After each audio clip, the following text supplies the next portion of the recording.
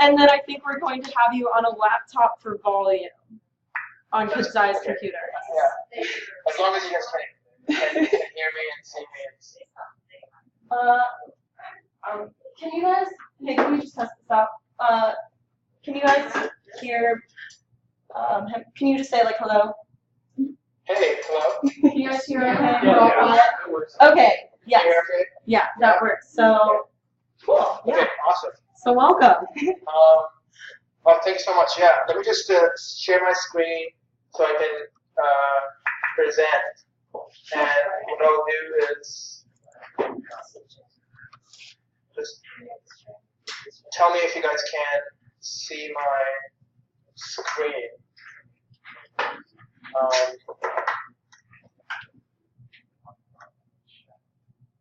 Let me just share screen. Yeah. Yes. Can you see my screen? Yeah. Yes. What do you see? Do you see what? We see your presenter tools. Presenter notes? Awesome. Okay. So that's not cool. So there's no surprise. And now you can see my slides, right? Yep. Okay, let me just give you just 1 second. Okay. Yes, and maybe mute us so it'll stop switching whenever we make it. All right, so we're gonna mute our. Well, before you start, I'm just gonna kind of. I'm Julia, and Kid Zai is over there. Hi. And we're really excited for you to join us here in Bloomington over the interwebs. So I'll just kind of show you around on her computer, so you can just. We have some people like sitting in the side, so I just wanted to kind of show you around our studio so everyone can wave hi before we start. And then, yeah, so I'm curious, how do we pronounce your name? It's pronounced Moiz. Moiz? Okay. Kind of like noise, but with an M. Okay. Awesome. Yeah.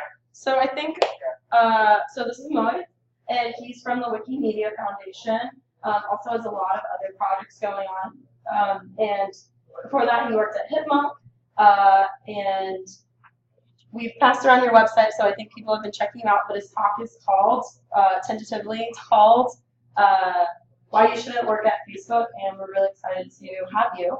And I think we're going to go ahead and put you on mute so we don't keep jumping around screens, and let you kind of take it away if that sounds good. Cool. So can you guys, since I can't see you anymore, but can you guys see my screen? Yeah. Yes. Say yes. Awesome. Okay. Yes. So yeah. So I'm Moiz Syed. I work at the Wikimedia Foundation, and Wikimedia Foundation. Probably most of you know us. We run the Wikipedia, which is the world's biggest encyclopedia. It's consistently ranked in the top 5 most visited websites on the internet right now. The other 4 websites that are in that category, are ones that you go probably every day to. Facebook, Google, YouTube, Yahoo, and Wikipedia is the only nonprofit website that is even in the top 50 of the most visited websites. So it's an incredible honor to work there as a designer, as one of just 12 designers there. So I'm going to warn you guys. This is going to be a pretty depressing talk, and I need to I'm going to apologize in advance for that. I didn't want it to give another very sugar version of a design talk. So the title of the talk, is why you shouldn't work for Facebook, and I'm using Facebook as an example, but it can work for a lot of other big tech companies too. The reasons why I'm going to give you.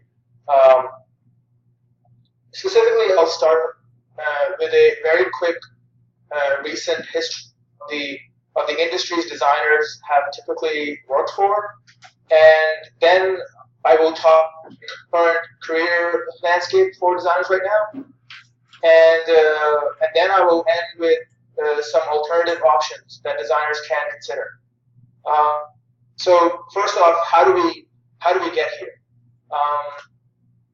Designers are in a very special group of professionals whose skills are in demand in every industry, and because we can work for almost anyone, we often choose to work for the most profitable industries that have the most resources to attract us and hire us.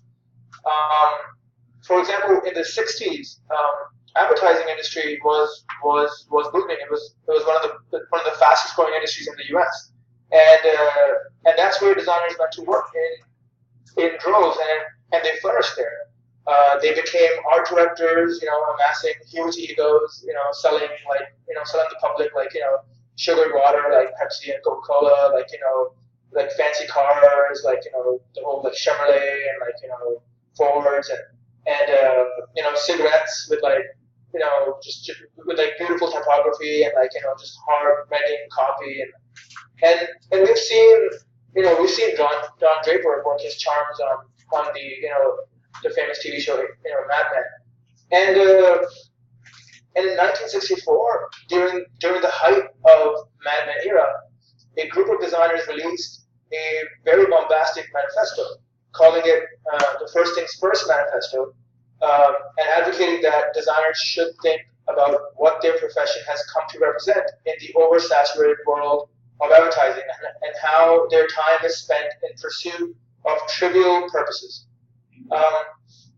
They started this manifesto with we the undersigned, the graphic designers, photographers, and students who have been brought up in a world in which the techniques and apparatus of advertising have persistently been presented to us as the most lucrative, effective, and desirable means of using our talents. We have been bombarded with publications devoted to this belief, applauding the world of those who have flogged their skills and imagination to sell such things as cat food, stomach powders, detergent, hair restorers, Stripe toothpaste, aftershave lotion, before shave lotion, slimming diets, fattening diets, deodorants, frizzy water, cigarettes, roll-ons, pull-ons, slip-ons. Some pretty moving stuff here in this manifesto. I encourage everybody to go look it up and read it.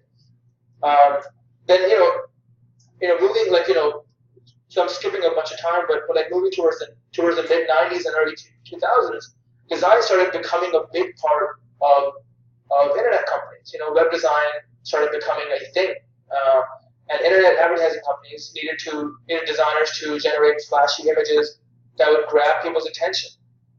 And again, this was a lucrative industry, and designers flocked to Silicon Valley to join internet companies.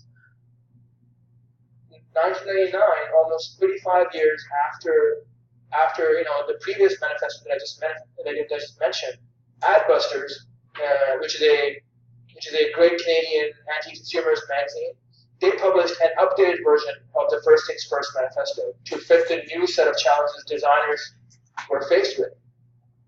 Very similar to the original, it started with we the undersigned, our graphic designers, art directors, and visual communicators who have been raised in a world in which the techniques and apparatus of advertising have persistently been presented to us as the most lucrative, effective, and desirable use of our talents. Many design teachers and mentors promote this belief, and market rewards it. A tide of books and publications reinforces it, encourages in this direction. Designers then apply their skill and imagination to sell dog biscuits, designer coffee, diamonds, detergents, hair gel, cigarettes, credit cards, sneakers, butt toners, light beer, and heavy-duty recreational vehicles. It also emphasized how our world has become saturated in commercial messages, and that it is changing the very way citizen consumers speak, think, and feel, and respond, and interact with things. Which leads to my second section. So where are we now? And today, the design profession has been fully accepted within the technology industry. We are now involved in every big conversation, and no product of significant importance is released without a substantial input from design. But somehow, that is not leading us to a better world. This is Douglas Rushkoff.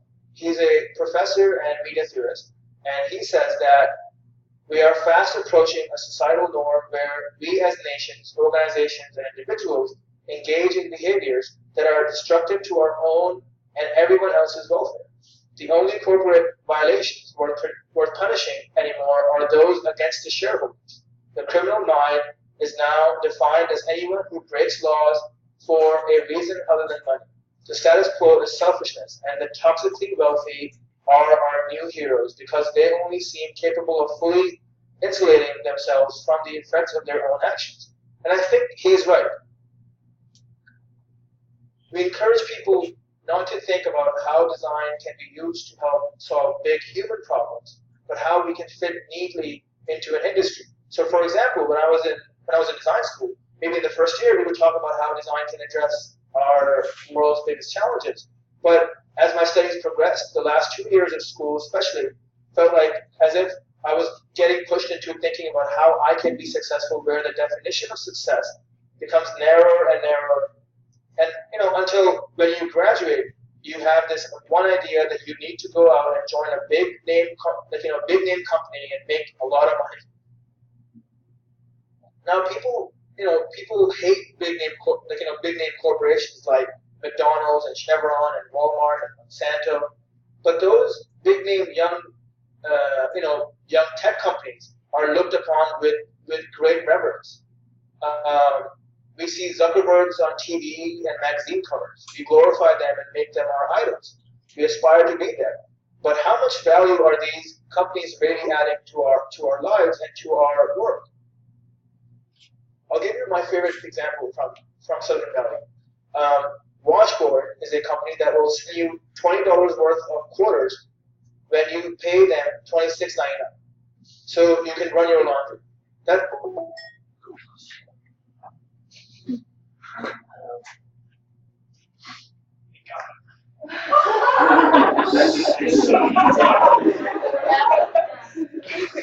God forbid he's safe here.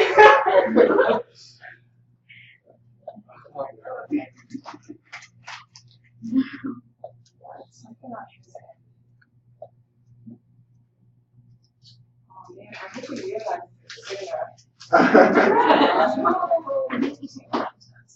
I know, right? Yeah, because you had unity in your So there was no sound. But you couldn't see it. I don't know. No, you couldn't see it. Keep going up. No, you couldn't see the screen. Oh yeah, you can't see us. You have his email? I have his email. I'm emailing him from you. Yeah, she's emailing. Where is it? Did you try calling him? Where is Did you try calling him? Or I could find his Google name. Yeah, I tried to call him. Or send him an instant message or something like that. I think I saw that. Yeah. Oh, okay. Yeah.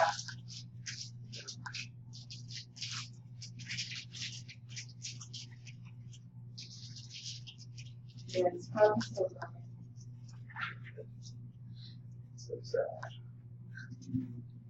I mean, doesn't it tell you though, like when someone leaves? Like, Oh, I've always heard that's You not. should. Yeah. yeah.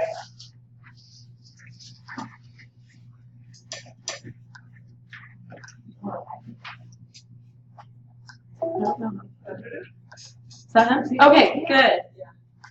Hello. Do I have my volume on? Did you? Hey. I think he's muted.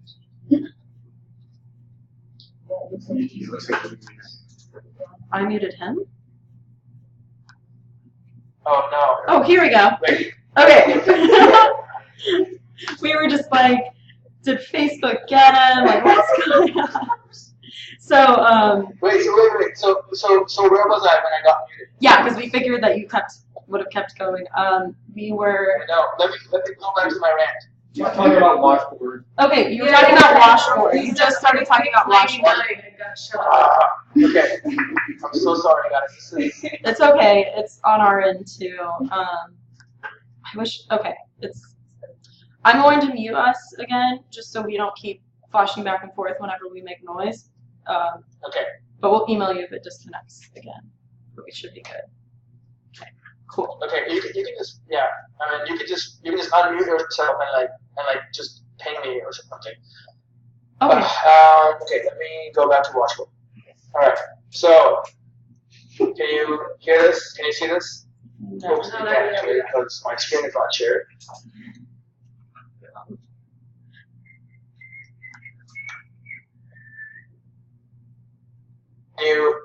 Yes, we can see, and we are back to where we were. Okay, cool. We're gonna go on mute. All right. Okay, let me just set things up on my end so I can see what is happening. Okay, so this Washington is one of my favorite examples of companies that do just useless, stupid stuff. And it's a company that will give you $20 worth of quarters when you pay them $26.99. So you can run your laundry. And that's just one example, but I can think of a lot of other companies today that are the same beast, focused on making as much money as possible by solving rich people problems. And Washboard is at least relatively harmless. Look at Google. Google is now bigger than some nation states and is involved in mass surveillance, helping the NSA. And there are a ton more great reasons to hate Google, but my favorite might be The Internship, this horrible movie. It's like a 2-hour-long infomercial for Google. This movie is one of the worst films of the decade, and I recommend everybody reading all the reviews that came out of it on the internet because they were hilarious. One of the reviews, this is from The Dissolve. It said a smug sense of entitlement permeates The Internship. It's a film that seems to think it's won the war, in part due to its association with the amazing corporation Google. It's an exercise in bogus salesmanship from charlatans passing off advertising as entertainment. Pretty damning. Moving on from Google, look at Amazon. Despite being a multi-billion-dollar company, it runs its warehouses like sweatshops in the U.S. And Uber, which is also a huge company now, and a lot of people use them. Among other things, it ran a promotion in France that promised to pair riders with female drivers that they referred to as, I quote, hot chicks, among many other horrible things that they're doing. But the title of my talk mentions Facebook, so I will focus on that. Let me give you my top reasons why you shouldn't work there. Actually, late last night when I was working on this talk, I went to check Hacker News. And the first article on Hacker News was reasons not to use Facebook. This made me pretty happy. If a post like this is on top of Hacker News, that might be reason alone why you shouldn't work for Facebook. But here are just a few reasons why you shouldn't work for Facebook. Number one, privacy. Time and time again, Facebook as an organization and as a product has demonstrated that it doesn't respect its users' privacy. The software tracks us everywhere. Even when we try to cover our tracks, it cookies us and tries to know what we read, buy, click on, who we talk to, what we watch, and listen to. In 2013, they were even trying to figure out how to track our mouse cursor movements.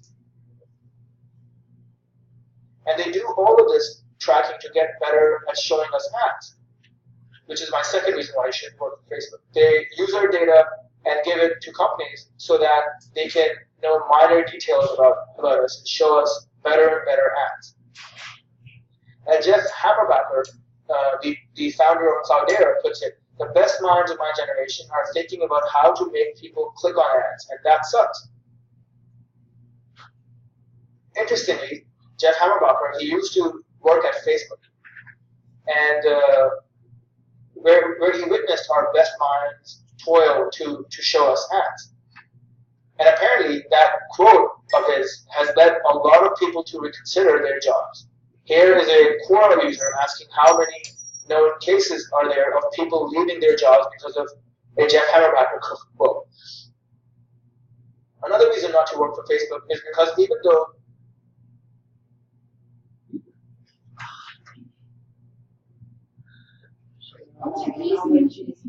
Okay.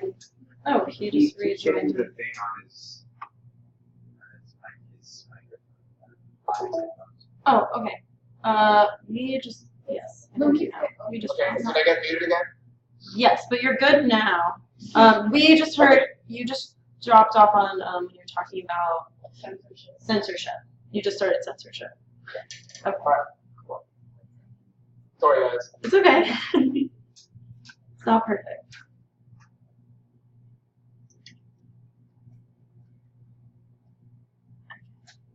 Cool. Can you see my screen? Mm-hmm.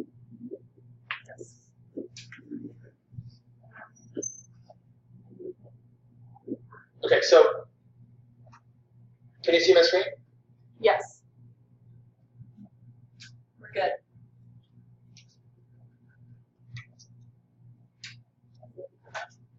Oh, sorry. Yeah, I guess you can. Okay, alright. Yeah, we can see you. Sorry, we were just muted. But Alright. yes, we can see you. Alright. Awesome.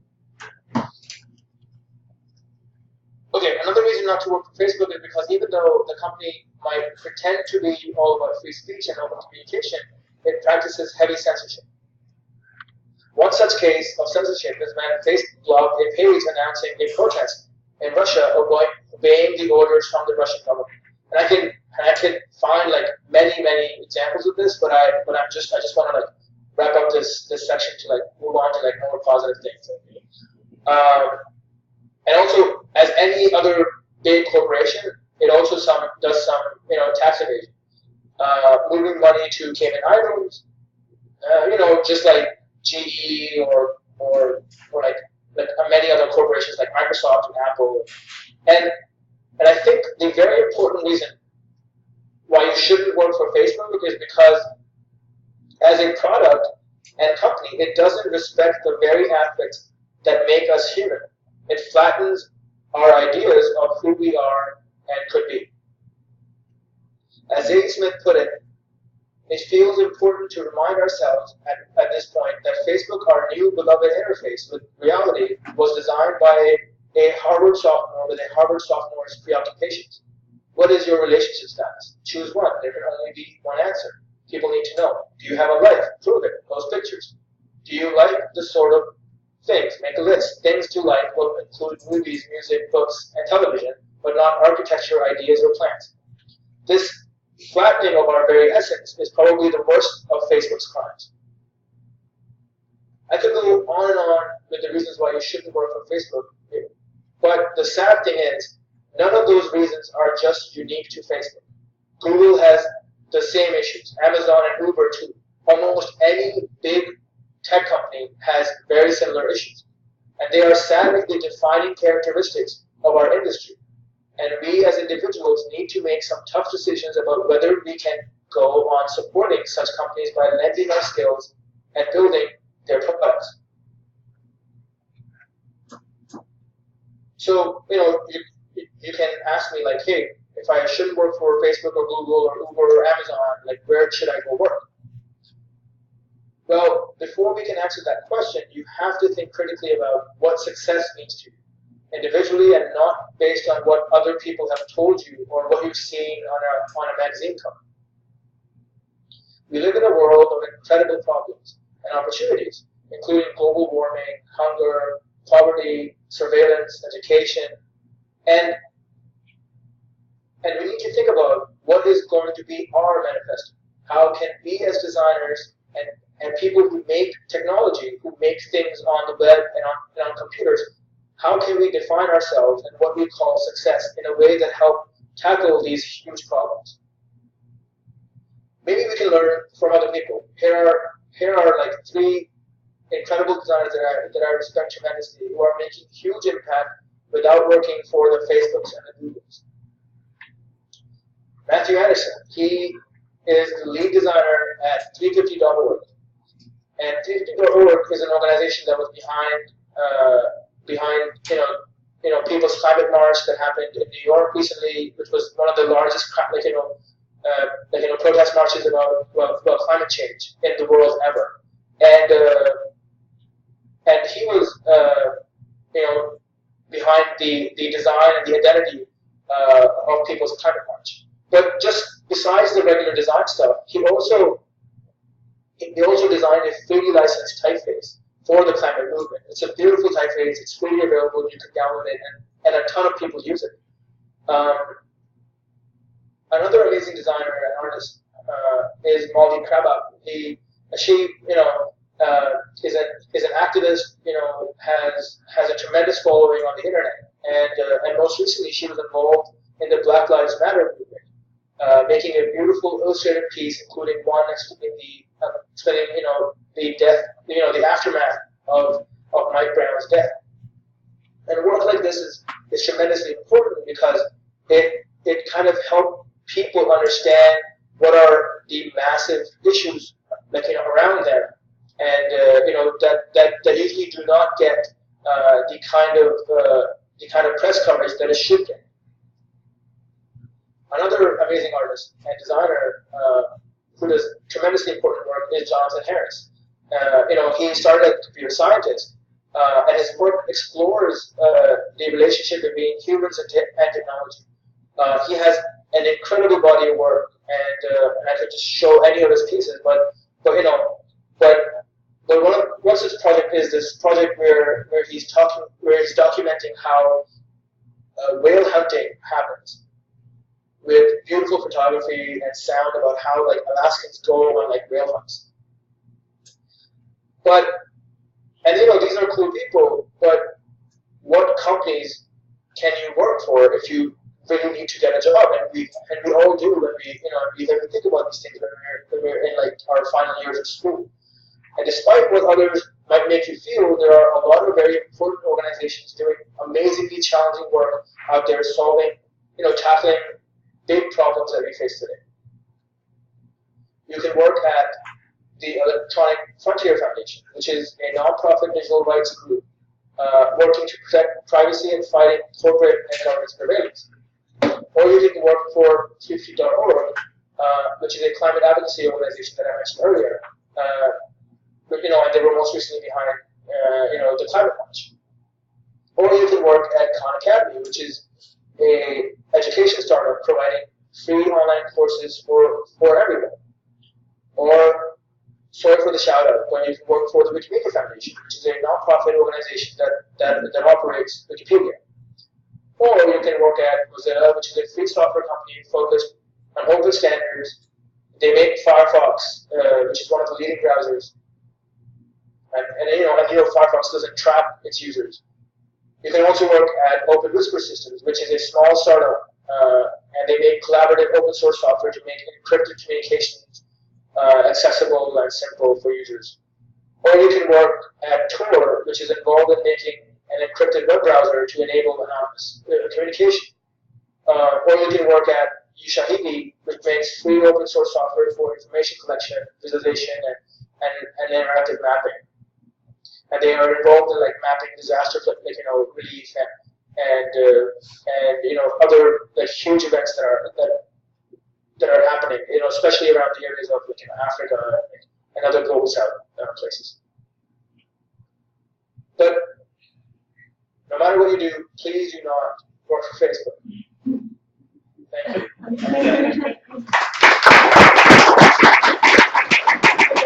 So I'm turning it off mute. Awesome.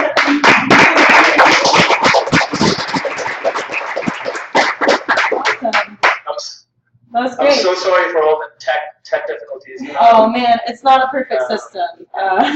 But no, I mean, we appreciate your time, and I think some people have some questions if that's cool with you. Yeah, please. Cool. Please, yeah. I mean, if you can ask me questions about the talk or my role at Wikimedia or anything that you guys, I'm guessing that you all are studying HCI, Yes. and and the talk was more like it didn't mention anything about HCI per se, and I kind of lumped all you guys under like the designer banner. But I do think designer as a label is not a limiting label, and I think a lot of people can call themselves designer. I mean, I basically, anybody who's making anything on the internet is to some extent a designer, and not just internet, like anything who's making anything, right? So yeah, please, questions. Yeah. Hi, I'm Katya. I really support what you've been. Oh, sorry. I really support what you're advocating here. One of the questions I have, or maybe just like something that I would want for you to expand upon. So recently there was a job posting to work as a UX designer for like the CIA or NSA, and additionally I just got back from an interview where they were asking me if I was comfortable working on defensive and offensive designs that would be used by the military. And one of the things that I struggle with is like, how do you like navigate that kind of field? And they mentioned something along the lines of like, oh, we could tailor the project so that you don't actually work directly with it, but at the same time you kind of have this inkling that you don't know where the designs are going anyway. So I was wondering if you could just like speak to that in some way, or just what your opinion is on that. Yeah. So I would recommend not working for them unless you're snowing them, like releasing some like documents or something.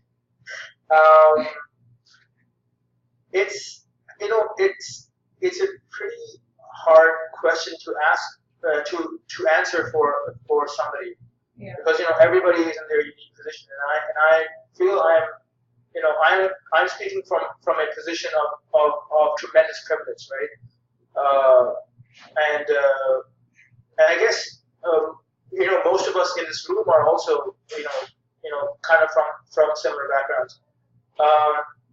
Places like the CIA or the NSA, they work on some extremely challenging problems, and they have the resources to tackle some of the most amazing problems. Like some of my friends who are some of the most like amazing minds in like mathematics, computer science. They try to answer that question all the time. Like why, should I go work for them so I can learn something, and then even though maybe I don't believe in everything that they do, or I will not be happy with the way they will be using my work. But thinking about the broader impact of your work, of what your life's work is going to do, beyond just a company project. So I feel like we should spend more time doing that, and I think that some of the work that CIA or NSA or any of these government organizations do is they are important. It is important work. It helps people, and it secures us or whatever their narrative is. But a lot of it also hurts people directly. It kills them. It destroys lives, like innocent lives in a lot of cases. And yeah, but it is such a hard question to answer. And I think what I do, I just want to encourage you to explore other organizations that are out there. I don't even know if I answered your question. I'm sorry. No, it's okay. It's just something that I've been it's a debate of mine that I've been having for a very long time, and it's just one of those things you have to set, I guess, boundaries to say this is something that I'm not willing to do with my life, but at the same time, even simple designs like designing an interface for a grocery store can also harm someone's life because it causes them to lose jobs. So it's just those ethical dilemmas that it's you don't know how your work is going to affect people long term. There's a really cheesy scene from Good Will Hunting. I don't know if you guys have seen that movie. Yeah. Where Matt Damon is going on a rant about why he should work for NSA, I think. Mm-hmm. And I think I mean, I wish I wasn't quoting that David, but but you know, I mean, it does hold true, and just the fact that you guys are thinking about this, even that is a good step in a good direction. So I think, yeah, maybe you should just go work there for a little bit, learn something. But I don't know. I don't know. You guys are so such talented people. Like I feel like you can figure something out. I feel like we almost have to get like burned before we can like, you know what I mean? Like the like to touch like the hot oven is a little too tempting almost because I mean we just invested in education. You know, and I worked at some shitty companies. You know, I worked at Star. Like, you know, I moved. So I grew up in Canada. I moved to the U.S. I started working for a really big software company, and then you know I ended up working at a lot of startups. And at the end of the day, like you know, those startups were just solving like very similar problems that I just described in my talk. And after that, you know, I went into like a deep depression when I was like 27 years old. I was like, Jesus, I'm gonna be 30 soon in 3 years. Like, what should I do? And I luckily found media, which is a great place to be. But you're right. I did test the hot oven, and it burned me, and you know, and it was and that kind of led me to like you know on this path. Totally. I have do you want to? Okay, sorry. Go ahead and like turn. Yeah, I'm Clark. Thanks so much for your talk. I think it's really relevant. I'm actually doing a capstone on surveillance and stuff, and I thought it would be, you know, I can have some design principles, we could solve this, but the more I research, the more scary it is. And I think you actually undersold it in your presentation. And your recommendation is just like choose not to work for these companies, but what else do you think we can be doing? Because I think the scale of the problem is enormous, and the future we're on is incredibly dangerous for everyone. So we can talk about that a little bit. So surveillance is an incredible problem, right?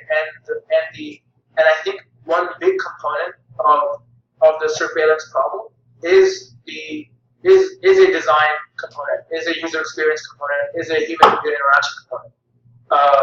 People tend to use software and that surveils them, or things that or like you know. Or you know, technologies get made that you know like harm people or surveil them or censor them because they are very easy to use. So when you are using Facebook or when you're using you know Tinder or WhatsApp or whatever, like you know whatever the next hot thing is, you're using it. One aspect of it, of why people are using it, is because it is easy to use. It is a fun thing to use. It is it has some excitement around it. You know, you feel like you want, like, you know, it actually solves a problem that you have, but you know, but.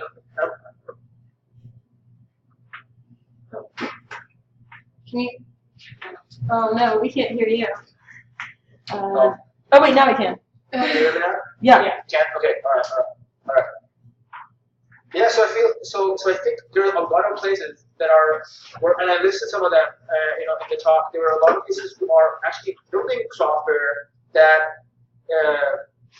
will help users not be surveilled, right? So things like Tor, things like you know the Risk Resistance guys, which is a startup that is amazing. They do a summer program for students that you should all apply to, where they fly you out to Hawaii and they like you know for like 3 weeks you get to work with them, which is incredible. And they are trying, you know, and a lot of people are trying to tackle the design problem so that they can make software that is easy to use that will not end up getting people surveilled. I think so. Just as a follow-up to that, like my research, I kind of agree with that, but the business model of the internet is surveillance. So I think saying that this company should do it, they have no motivation to do it. They want it to be invisible and pervasive because that's their business model. So I think, like, I agree that makes sense, but I don't think it's actually realistic, which is kind of depressing. So, yeah, so the business model problem, the business model question is very important. And I think not many people are thinking about it or thinking about the alternatives. And one thing that I tell people again and again, that look at Wikipedia. It is a tremendously huge website, okay? it gets 500 million people every month.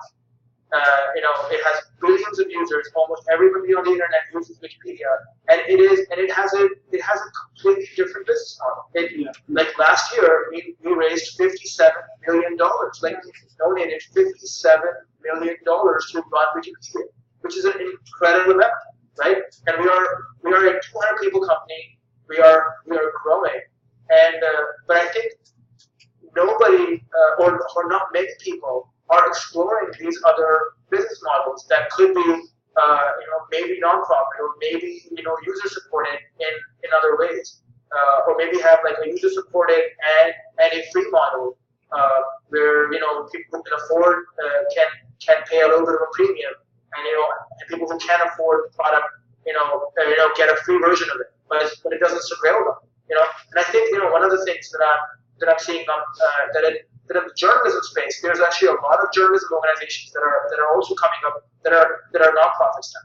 So they are moving away from advertising. So places like ProPublica or Knight Foundation, which is an incredible nonprofit, also supports a lot of these organizations. But I think in tech we need more of those. Yeah, but it is a very important question. And Wikipedia is a 12, 13-year-old company now. And so they have proven the business model. I mean, on some of our good days, we raise more money from our donation campaign than any other thing on the internet. Like more than Barack Obama's fundraising campaign on the internet, which was tremendous success. So yeah, so we can. I feel like we can figure this problem out, but it is a problem.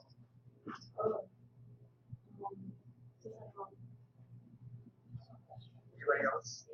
Yeah, someone's coming around. Oh, please, yeah. Get up a little closer. Okay, can you hear me? Yeah. Thanks for talking to us. My name is Shudren. I'm just wondering, how do you, in general, research a company you're considering applying job to, and what kind of approach do you usually use? Because I appreciate the list you just gave us. I'll look into that. But it just more generally, how do you make sure your value system, is consistent with the company you work for? Thanks. So I would recommend that when you're interviewing with a company or when you are talking to them, that you just Google them and you see what kind of news comes up when you Google them, right? Look at and specifically read some of the news articles that they mentioned it, and have some sort of an idea that a lot of the news is also coming from their public relations department. So it might be very biased towards them, but also just see how they are presented in the media and read it and read some of the more trusting news sources about them. Also, I think one of the other ways that you can also think about what companies you work for is just thinking critically about how does that company make money. So I think the whole business model approach is very important because the way a company makes money defines its entire structure, defines its products, defines the people they hire, defines the people they promote. So I think just figuring out how they make money, and I think a lot of tech companies right now, especially a lot of tech startups, they do not make money per se because they are VC backed and they don't have to make money in the first few years. But you can still dig up some of this information about what their plans are to make money, how they and ask them questions when you're talking to them. That hey, what are you planning to do to make money? How are you going to make money? Are you going to show ads? If you're going to show ads, are you going to track users? Yeah, I think those are the two things I would do. See where they're getting their money from and read some news about them. I have a question. So this isn't fully formulated, but kind of relevant to me right now is I am in a tech entrepreneurship class, and it's the first kind of like business-minded class I've taken in college. And in all of our HCI courses, we're like, great, solving for stressful situations in the airport. We'll make this like soothing jacket that has all this like haptic touch and like, you know, like feeds off of your body temperature and pulse. And, you know, we create all these like really lofty ideas without ever having to create them. And while that has like nice intentions, like in this tech entrepreneurship class, I'm realizing like, you know, like ways that people in tech tend to get funded, like again what you're saying about being VC backed, or like the type of like model you have. Like we have a really great idea for a product, but it would involve a really intensive like sales force to like sell the product as well. And like the way to sell the way we want to like monetize the products has nothing to do with the actual intention of the product. So it's just getting it's getting really muddled in my head. Like, how do you stay a good guy, but also there's so much out there. Like, you know, for example, like the app market is like incredibly just saturated with so many good things, and things sink or swim. So like, either as like a designer or a founder, like how do you have good intentions but still get everybody like paid at the end of the day? And because like economic viability is really important, like keeping people in their jobs is really important too. So just having lots of thoughts about how to balance that. So I'm curious what you think. Yeah. So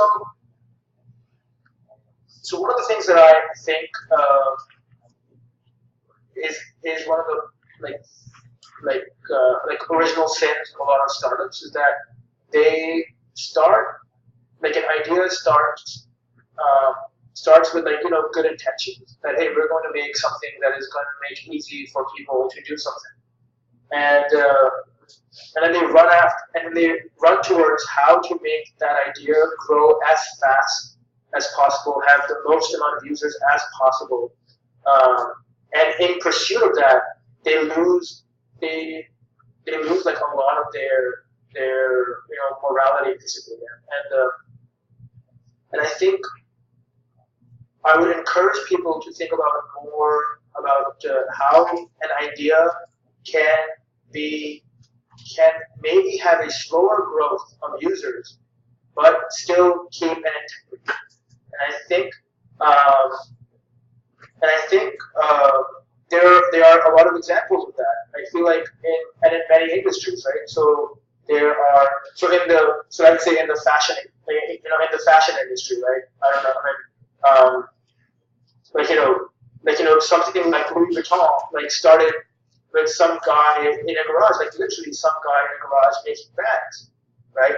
And that brand and that name or that guy had a soul about, and he wanted to make these bags, these beautiful bags, these well like, you know, crafted, like almost pieces of art, and he wanted to like sell them to the market, to the public, and I think that idea could have been preserved in that reality if they didn't end up being like this ginormous like you know, corporation trying to like sell like, you know, hundreds of thousands of like, you know, bags every day or whatever they do sell. So I think growth, like, you know, like thinking critically about growth and how you achieve that is important. And I think don't be afraid. Don't be scared of things like, you know, being suited for a very small group of people, but you know, respecting those people. So if you're making something and you cannot heavily market it, or you cannot heavily like, you know, have like a huge sales force like, you know, market that idea, because that will require a lot of money, and to get money you will need to do all these evil things that you don't want to do. Yeah. Maybe think about it as, hey, how can we organically grow without a sales force if we make a truly great product that respects its users? And maybe instead of taking like 1 year to grow, it will take 5 years to grow. But at the end of it, it will not be something that is hurting people. Mm-hmm. I don't know. I don't even know if that answered the question. Yeah, I mean, these are complicated questions, and I think about them all the time. So yeah, but the more we think about them, I feel like the more we will get closer to some answer. Yeah, And there's no wrong answer either. Yeah. totally. Thanks. Hey, I'm Corey. Hey. I'm just Hi. wondering if you could talk about a little bit of what you do there, Sure. and kind of like a day, you know, an average day in your design world. Sure, yeah. So I'm a UX designer here. I joined the Community Foundation almost a year and a half ago. And when I joined them, they had about 5 designers, and now we have about close to like 15 people in the design team. So, and in an organization of 200 people, we have a 15-person design group, and which is still a very small percentage, but we make things that touch on like 500 million people, every month, and which is incredible, right?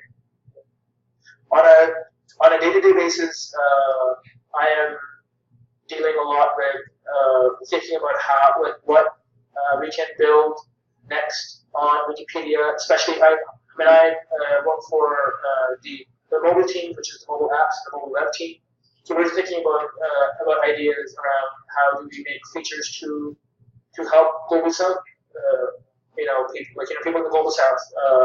How can we make our apps, friendlier, better to use? How can we help make it easy for people to read our articles, read, share our content, all those things that a lot of people do in other tech companies. But one component that is very unique to Wikipedia is that a lot of it I have to communicate with the community, which is our extended editor community, which is about 100,000 people all around the world who write the content on Wikipedia and make Wikipedia what it is. I need to talk to them and present them ideas about what they think are good ideas, and I think that almost keeps Wikipedia in check. Keeps us as an organization in check because we are constantly talking to our community and getting feedback from them. And they have, and compared to, let's say, Facebook, they can release an update on their timeline product or whatever, and a lot of people will yell and scream about it for 2 weeks. And they can just ignore it, and then people will forget about it and they will just move on. But at Wikipedia, if people don't like something, the community will raise issues, and we will have to talk to them, figure out how we can find a common ground, ship something. So I think that is a big part of my job too. Another big part of my job is to have user research done. We have a user research team, which is part of the design team, and so I work with user researchers who go out and get qualitative data and quantitative data to see how our users use the product, what they're finding, what experiences need to be fixed, need to be improved on. So we do all of those things. And on a given day, I feel like I do 6 different things, which could be 6 different roles in any other organization. But because it is a very small organization, it's kind of interesting to be in those kind of 6 different things, tackling different the same problem from different areas. It's really nice. So it's really exciting in that regard. And how much wireframing do you do? That's what we're How much what? Wireframing do you do? Oh, wireframing. No, so wireframing is an important step in the beginning of the design process, and also towards the end when we're iterating on ideas. We do a lot of wireframing within our team. We have a lot of sketching. Everybody has these sketches all around their tables, or their really messy tables, desks here, which is nice. And there are whiteboards all around. We have whiteboarding walls all around the office. You can just grab a wall space and just start sketching there, take a photo, come back to the computer, discuss it with somebody. So we do a lot of wireframing. And that's how any idea starts taking foundation and some conceptualization in your head. Right? It starts like that. Cool. All right, well, we're approaching 3:30, so are you guys, any burning last questions? Are you guys ready? Okay, cool. Well, thank you so much for joining us. I know we really enjoyed it. We really appreciate your time. So thanks again. Thank you so much. Thank you so much.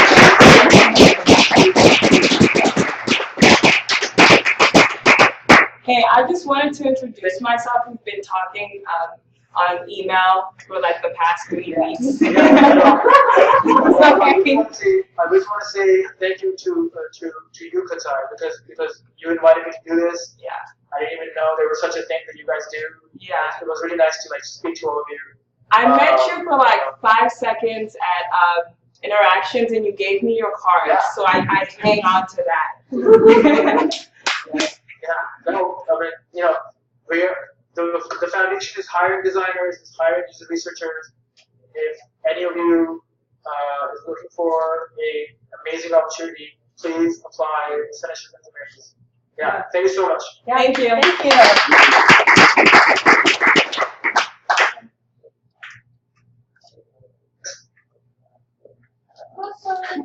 Still here and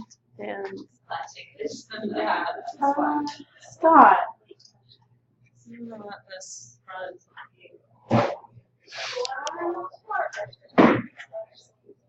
What? Did you see my post?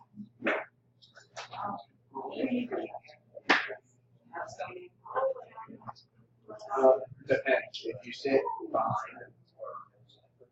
Oh.